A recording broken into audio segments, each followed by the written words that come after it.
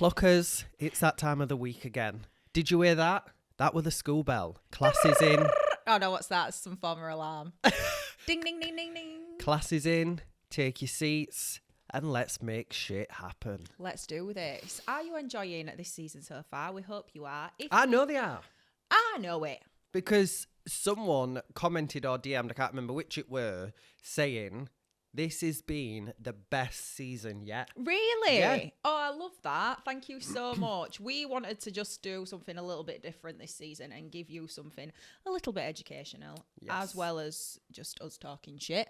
But I'm sure next season we might be back to talking shit, but we don't know yet. Maybe that's the happy medium. Yeah. They like a shit talking, but it gets a bit boring, so they need a bit of education in there. Yeah. Maybe that's why it's the best season. Probably, yeah. Yeah. So, let's go for it. And today's topic. Today's lesson. We might bore you. Yeah. Just to tell you, we might. I'm bored already looking at it. I've just said to him, how boring is this going to be? But it needs to happen because there is some boring bits of your business in there. And if you think this is boring, it's currently 9 a.m. on a Sunday morning when we're recording this. So just imagine that, guys. We get to do this at 9 a.m. on a Sunday morning. And we're going to be talking all about legal and compliance. Oh, fabulous. How great. Buckle up. This is episode 8, lesson 8. Let's go. We're nearly at the end, love. We're nearly at the end. Please do listen to us, though, please. So this episode is going to be all about how beauty professionals are going to learn the essential legal steps of running your beauty business. So that includes licensing, insurance, contracts, and health and safety regulations. Can you remember? You weren't a college kid, were you? Like with beauty therapy. I did beauty therapy all at college. And honestly, the health and safety regulations just ring through my body and just make it shudder. Because I just think all the times I was circling what hazards were on them big pictures, you beauty girls will understand that. Oh God, I couldn't stand it, but yeah. Anyway, here we go. So last week we touched on how to build a strong beauty brand, how to do marketing, but before you can truly grow, you need to make sure that your big business is legally solid. Because we don't want HMRC knocking. Oh no. We don't want a lawsuit. No. We're not here for cease and desist. No. We don't want them. No. So, I think it goes without saying that no one likes paperwork. No. Absolutely Nobody. not. But trust us, having the right legal protection in place will save you from fines, lawsuits, and unexpected business disasters. Like being sued. Yeah. Who sues in 2025? God. Quite a lot of people now, I'm guessing. No, what did it used to be? No win, no fee. Yeah. Remember that? Yeah. No win, no fee claim. Yeah. But today we're breaking it all down. So don't worry, we've got you covered. Right. So just put yourself in this scenario. So imagine building this thriving, amazing beauty business, okay? And then you lose everything because of a missing insurance policy or an unhappy client dispute. So let's make sure this doesn't happen to your business. So get your pens and papers. We're about to begin. So let's first of all just start with, do you need to register your business? Are you going to be working as a sole trader or a limited company? Now, this is something I've had to navigate through recently. Obviously, I was a sole trader, but also employed. So that just made everything complicated. But then when I went full-time self-employed, I was classed as a sole trader. But now me and George have opened the salon. We've been having these conversations like, do we need to go to a limited company? Do we do it as a partnership to begin with? And there is pros and cons to both when we've looked into it. What have you decided? We've decided to go in it as a partnership. Okay. Like a sole, well, it's not a sole trader partnership, is it? But like that. Like a partnership. And then we'll look at going to a limited company. Yeah. Ours is a limited company. Yeah. It just felt there were a lot to go in as a limited company. Obviously it's going to work, and that's not me being big-headed. You've just got to put that out. If you question it, it's not going to work. You've got to believe, manifest that it is going to work, and it is. So yeah, go in as that, and then you can transition. So it's not that you've got to decide if you're just starting out or you're just opening a salon or a beauty business. It's not that you've got to decide right now, and that's that. You can grow and to a limited over. company. Yes, yeah. you can.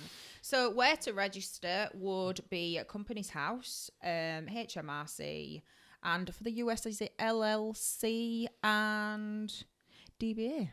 DBA. Yeah. Don't know what they are. I don't. No idea. But hello, America. Hi, America. Hey, guys. How are you? Get on over and register those companies. Yeah. So obviously you will have probably heard of Companies House. So if you head on over online and register your businesses, I do think it is very, very important. Yes. So yeah, Companies House and HMRC for all those Brits. So next we'll have a look at local licensing and permits, which... Don't get me started. Do not get me started. Nightmare. I'm just going to say it. Nightmare. Again, just going back because I've literally just gone through it at salon. We should have had the keys and been in the salon renovate in the beginning of Jan. Yeah. We've had to go through planning permission and through the local councils just to change the use of the premises because it was a bar and restaurant. It's like knocked you back at least 6-7 weeks of renovations, which is a little bit scary, but it's fine. And they've charged me nearly £500 for the pleasure. No. Yeah. Crazy. For the pleasure of changing the use of a How ridiculous. A building. So we made that mistake. You know, if you are looking at getting a premises or, you know, anything like that, you need to be looking, do you need planning permission? Because planning permission, as I've found out the hard way, isn't just for building. Yeah. You might need, if you're changing the use of the premises, you're going to need planning permission. And requirements will vary from country and city. So you need to check with your local authorities. It's not just kind of like a flat rule across the board. Yeah. Each kind of council will be different. And also like common licenses needed for beauty businesses. So are you going to be doing any kind of tattooing? Home salon permits. You need to, obviously, if you're doing like any cosmetics and stuff like that, if you're going to be having like clinical waste and things like that, you need obviously all this to be put into place. Yeah, all this from the council, and then usually again it's different council to council. Ours, once the salon's complete, they have to come out and inspect. Yeah. And see how you're disposing of your rubbish and everything. Yeah, to make sure, like, even with the planning permission, to make sure it's how we've said it was going to be. So again, they might do that everywhere. I'm not sure, but I know they do for us. Yeah, we've had it done for us, but we've had it done probably more than once because they do quite regularly come out. They're not just like once when you open your business. They will come out unannounced and be like, "Where do you put your rubbish?" I'll say, have you got an appointment? Yeah, well, I think one at Girls once, I remember a guy coming in with a clipboard and said, "Excuse me, where do you put your rubbish?" And she was like, "Oh, I'll take it for you." She thought he wanted to give us something to put it bin, and he was like, "No, I need to see where you're disposing things." And she was like, "Oh, right, okay, yeah," and obviously showed him and everything were legit and stuff.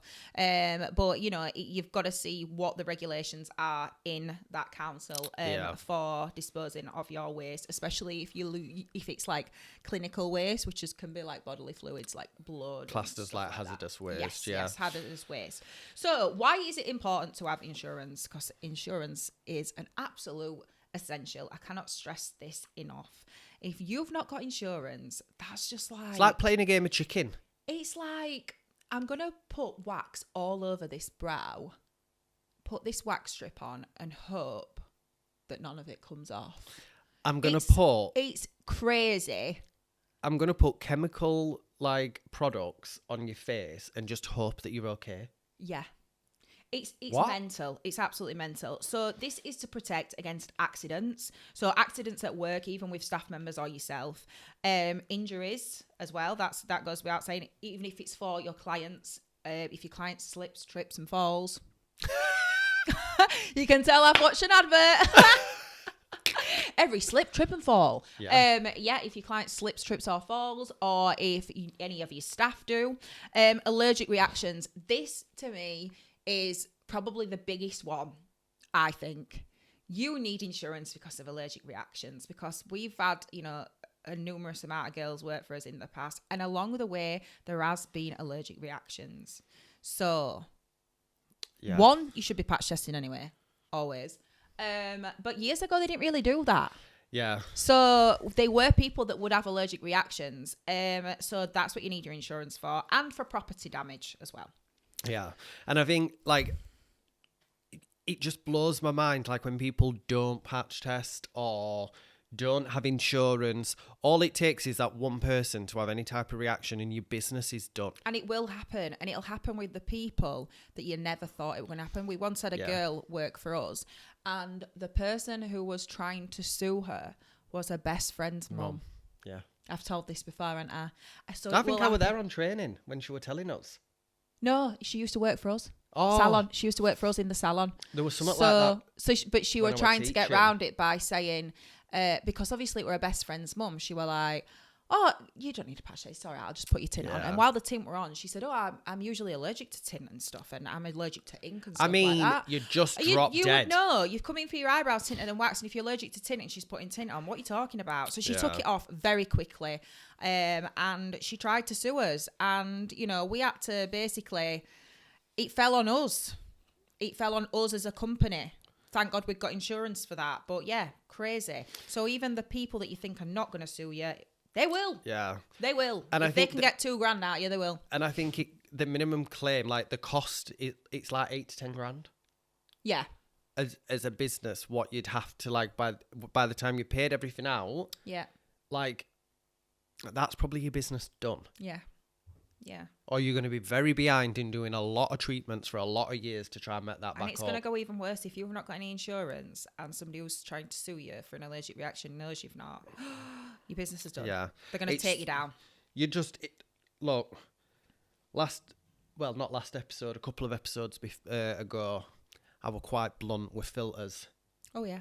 And I'm going to be blunt again. Go on, then, do it. If you've not got insurance, get out the industry. Yeah.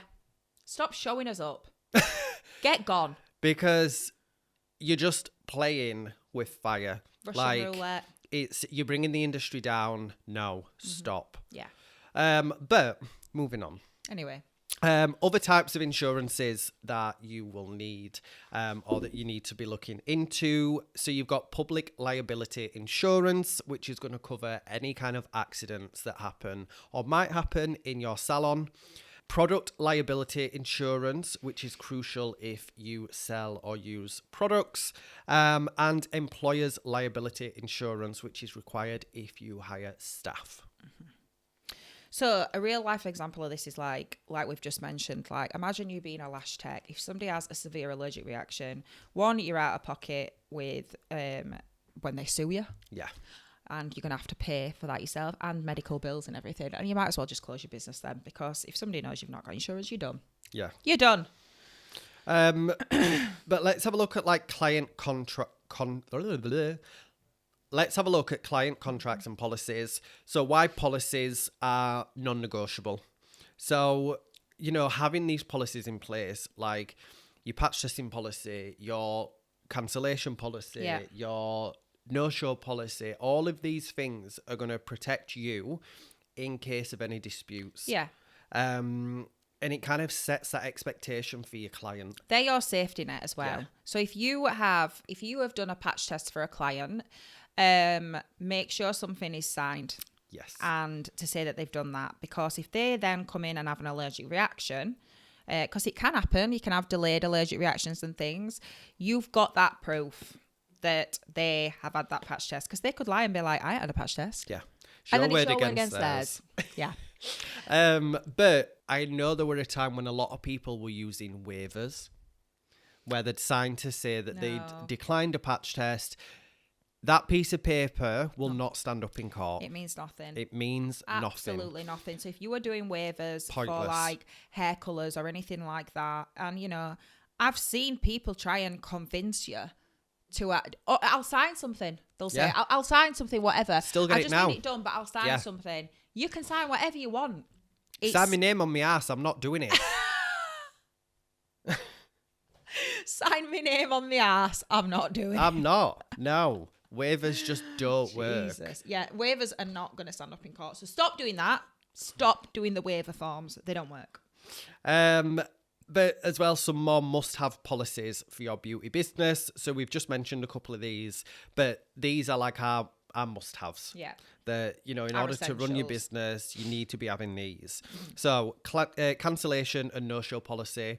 That is going to help you when a client no-shows or cancels last minute. You've got that in writing. Your client's seen it, and that means that you're entitled to that deposit. Yes.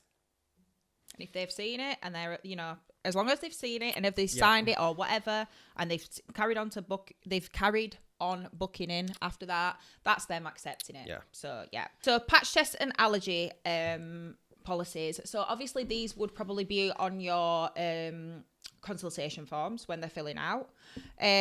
So get them to agree that they've had a patch test. Definitely get that signed. You've got to. It'll be on there for them to sign to saying usually you've got to date when they had the patch test and stuff like that. And it's really useful and, well, not useful, it's a must-have for you to have a refund and complaint policy. Now, even, this just needs to be displayed somewhere or available online, but that just helps. If somebody comes in and has a treatment done, they then leave the salon. So they've come in for some nails.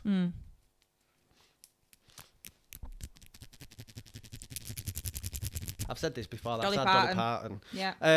They've come in. They've had some nails. She comes back 3 days later and is demanding a 100% refund. Rude. Because one of them's chipped. Crazy. Wild. Now, if you don't have any kind of policy around refunds or complaints, you're kind of going into this negotiation with this client on the underfoot because you've nothing to show your client and say, as a business, this is our refund policy. Yeah. It's a bit like when you go shopping. If you try to take something back, you've usually only got 28 days to make a return. Yeah. After that, you get a gift card. Yeah. You can't really argue it because that is their policy. Yeah. The policy is if you take this underwear, you can't return it. Yeah, that's what you need to have for your business. Yes, definitely. So photography and social media consent form. I feel like this is a bit, I don't know, because are we doing that?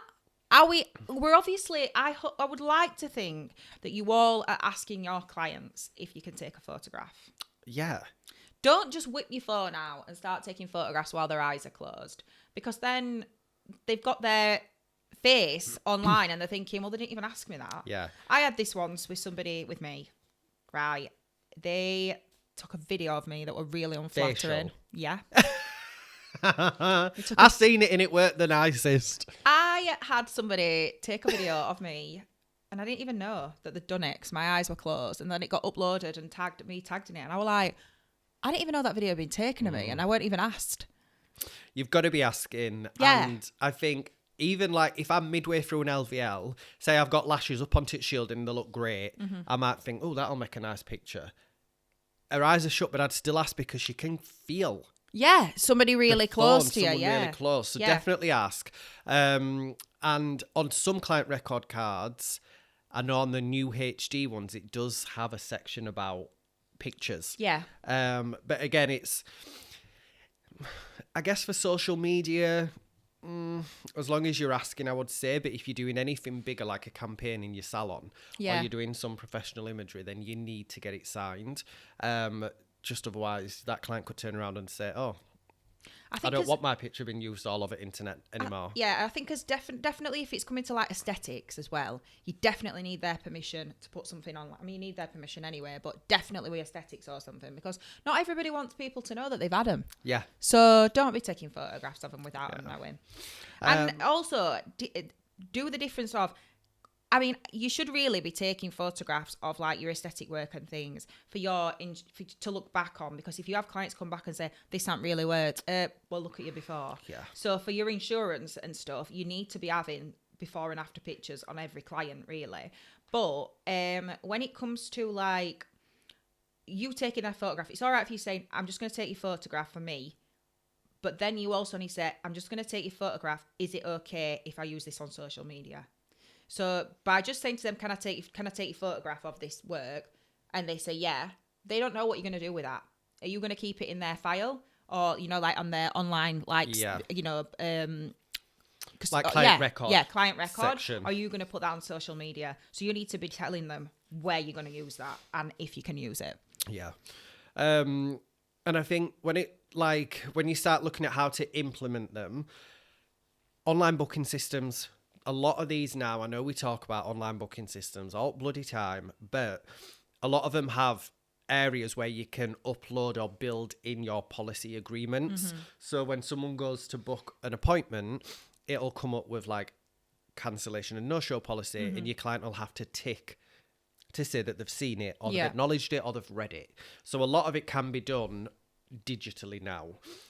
Or you might want kind of them printed out and displayed in Salon so that you've got them there to hand. Yeah. And you might also get them to like physically sign like a copy or a digital copy. Yeah. That's how you can implement them. It's not that you've got to do one of the three or all of the three. They're just some options on how you could implement them.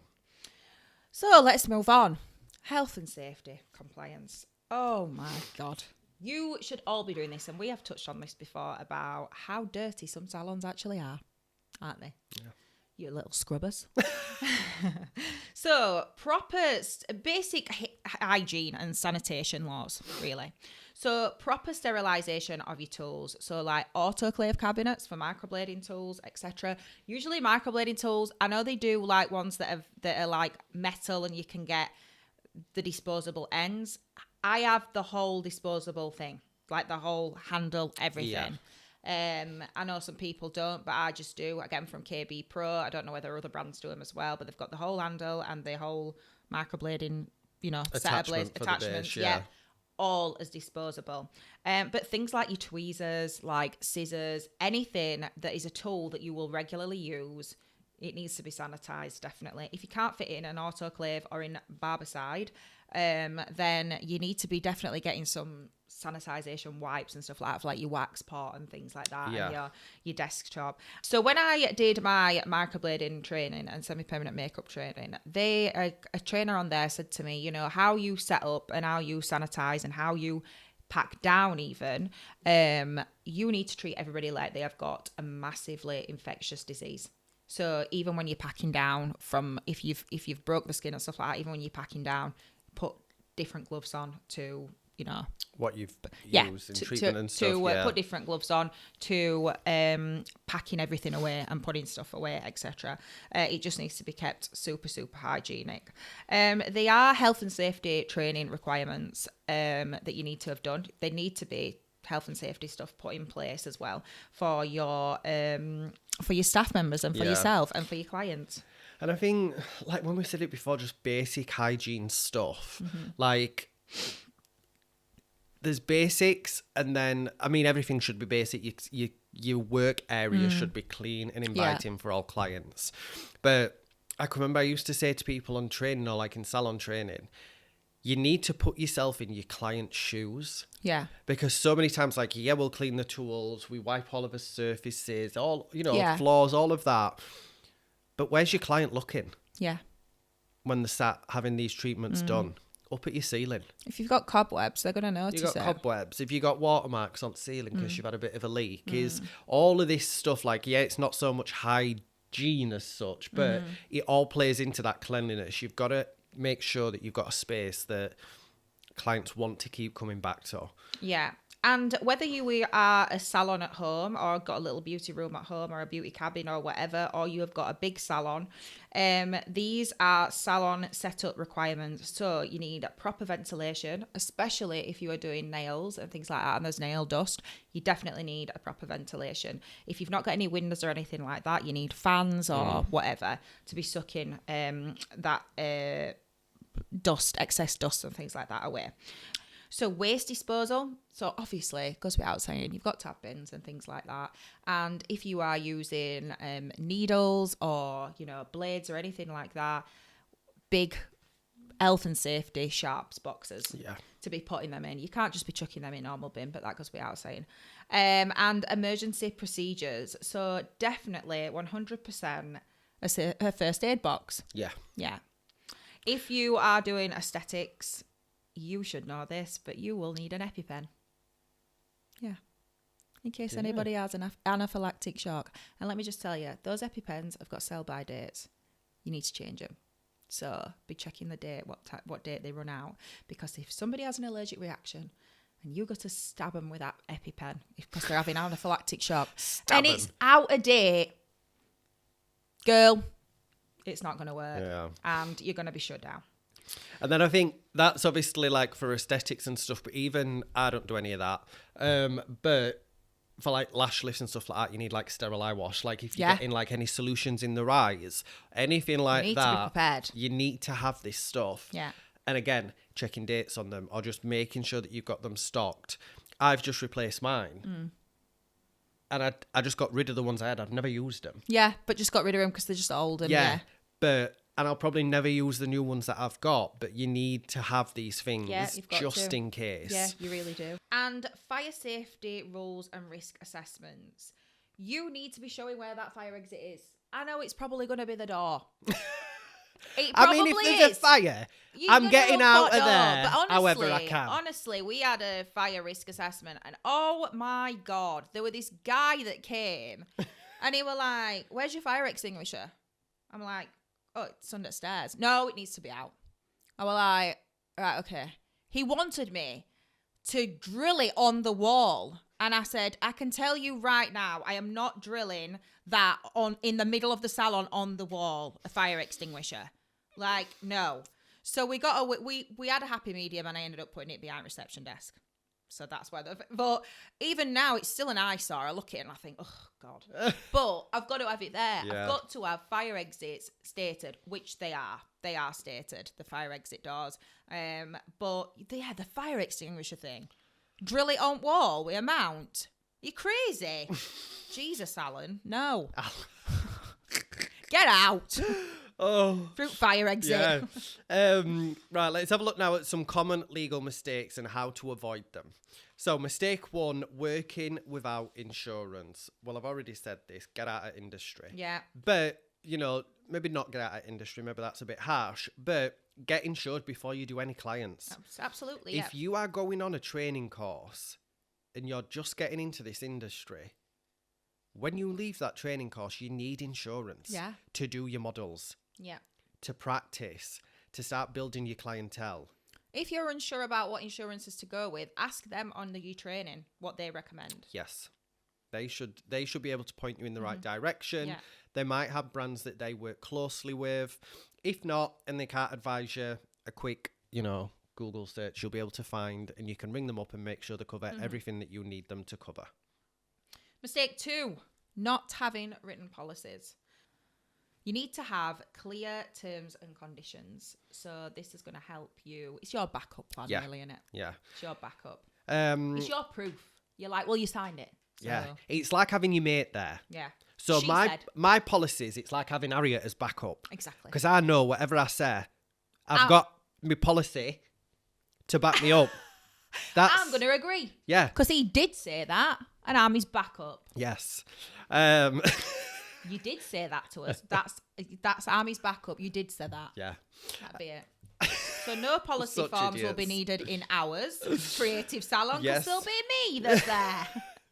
And then mistake 3, like ignoring local licensing laws. Wow, that were a lot of L's. You need to be researching requirements before opening your business.